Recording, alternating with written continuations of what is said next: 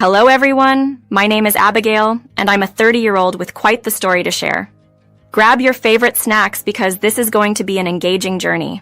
My life has been a roller coaster of highs and lows, and frankly, the place I find myself in now is somewhere I never imagined possible. So, let's jump into the deep end. As I mentioned, I'm Abigail, just an ordinary person who's faced a myriad of challenges. Unlike many, I didn't have the guidance of my parents to navigate through life's complexities. I was an orphan, making my way solo in this world and learning to be self-sufficient from a young age. Once I hit 19, my life was a series of missteps and learning from them, which is pretty standard, I guess. But then, life decided to throw me a surprise. Against all odds, I landed a full scholarship to attend a reputable university. Imagine going from fearing a future without direction to being handed this unbelievable chance. I grabbed at it with both hands, choosing to double major in finance and media. It seemed like a powerful combination, even though I was pretty unsure about what I wanted to do. Graduation day came, and I felt invincible with my dual degrees and a fierce resolve. I was determined to make something of myself, ready to face whatever came my way. But then, the world was hit by the COVID-19 pandemic, turning everything upside down. Plans were disrupted, and the future was more uncertain than ever. Like many around the globe, I had to quickly adjust. I pivoted towards the digital realm, exploring remote work opportunities. Surprisingly, my skills in affiliate marketing and content creation began to shine. My education in finance and media became invaluable in this new digital age. And that's when things started to get really interesting. As I dived deeper into the online world, I discovered new opportunities and ways to thrive despite the chows around us. Join me as I share the twists and turns of this adventure, navigating through the unexpected and making the most out of the hand I've been dealt. I stumbled upon something monumental, and my efforts began to yield significant results. Climbing the ranks, I transformed into an emerging businesswoman, gaining not only wealth but also a profound sense of confidence and self-assurance. Now, let's dive deeper into the tale, which only grows more intriguing from here. In the midst of my thrilling journey through the online world, leveraging my skills in affiliate marketing, I met Frank, a man who brought about a significant turn in my life story. Initially, our connection was strong. We shared laughs and embarked on adventures, making every moment feel like an exhilarating escapade. However, the story takes a twist. Merely 5 months after meeting, we impulsively decided to marry. Looking back, I see how hastily we made that decision. After all, 5 months hardly seems sufficient to truly understand someone, much less commit to a lifetime with them. Despite the rapid pace of our romance, I value the lessons learned from the experience. Every decision, whether positive or negative, shapes us in some way, teaching us valuable life lessons.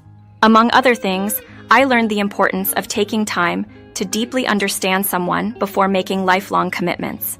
Now, regarding Frank's initial reaction to my career, he somewhat dismissed it, suggesting I was merely dabbling in some online stuff. Little did he know, my online venture was on the brink of massive success. I'm talking about viral posts that dramatically increased both my followers and my bank account. Suddenly, I was earning substantial amounts of money, surpassing even my husband's income. Yes, you heard that correctly. This development stirred quite a bit of drama.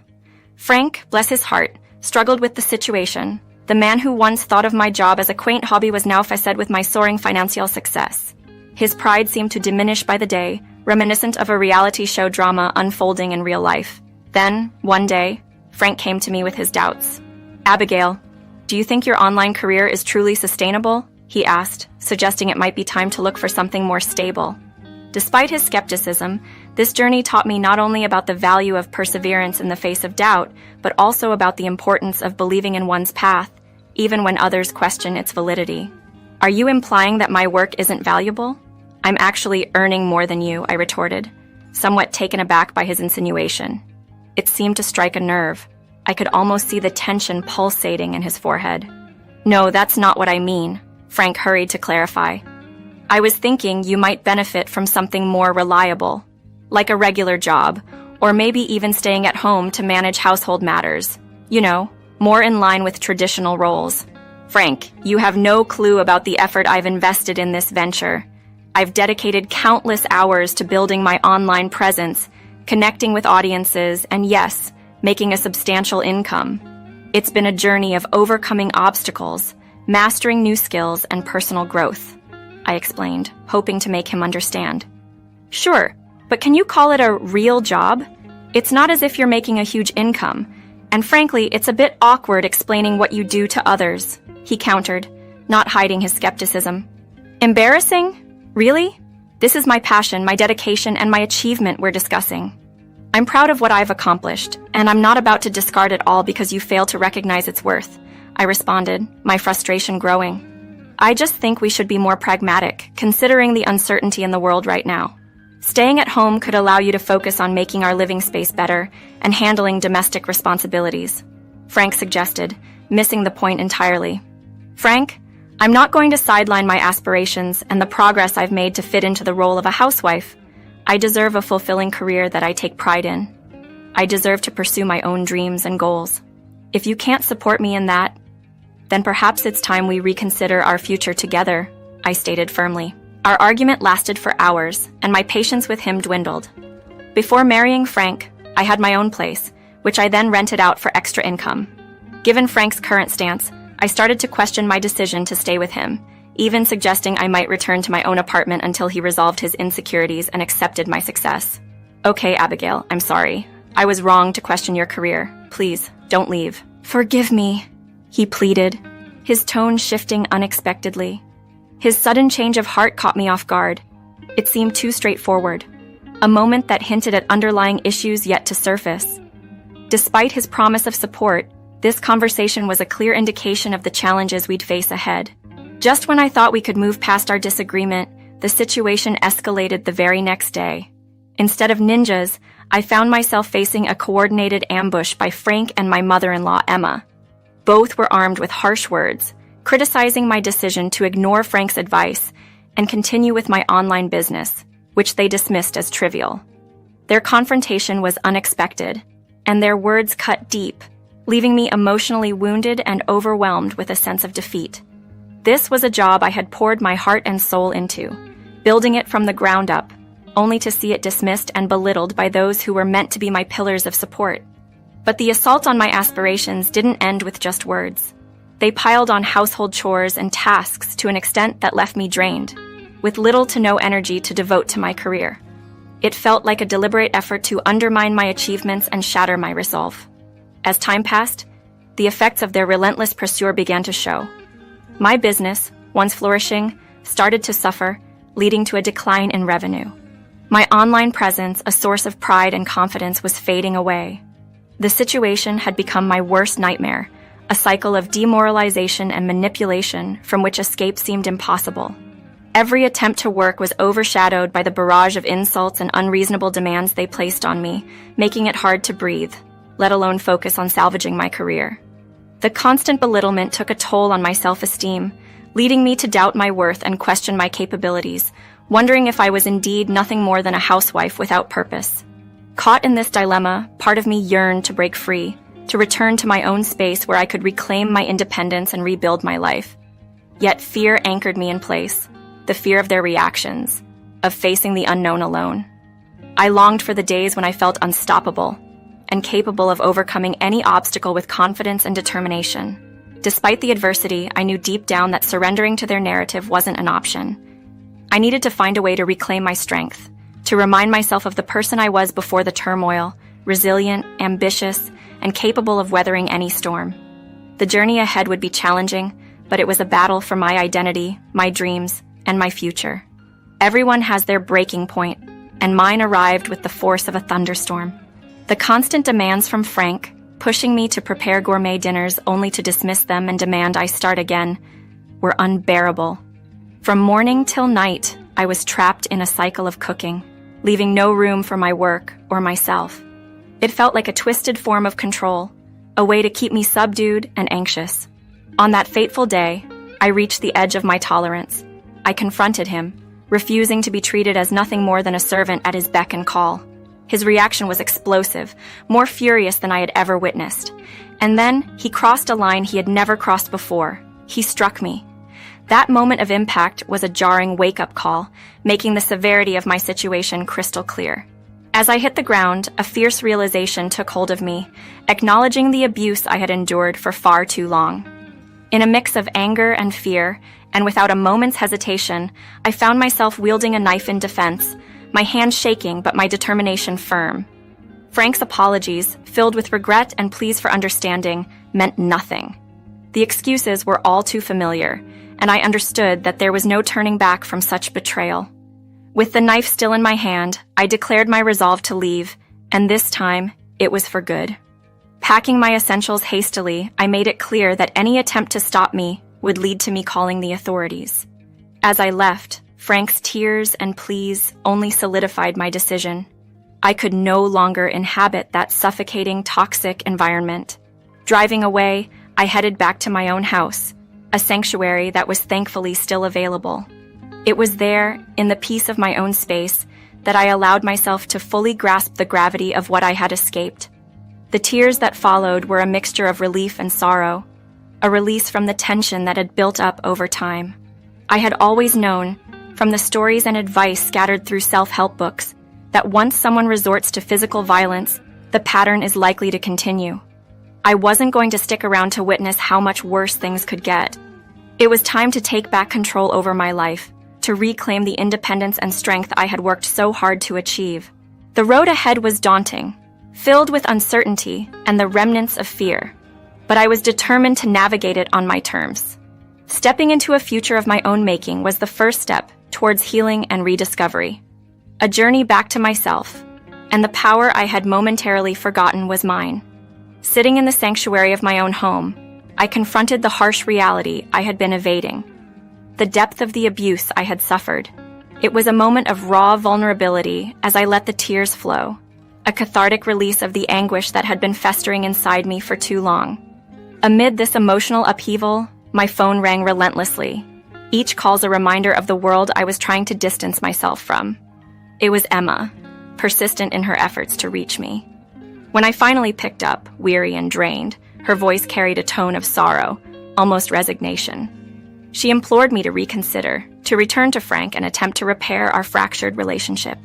Her words, intended to persuade, only echoed the manipulative tactics that had imprisoned me.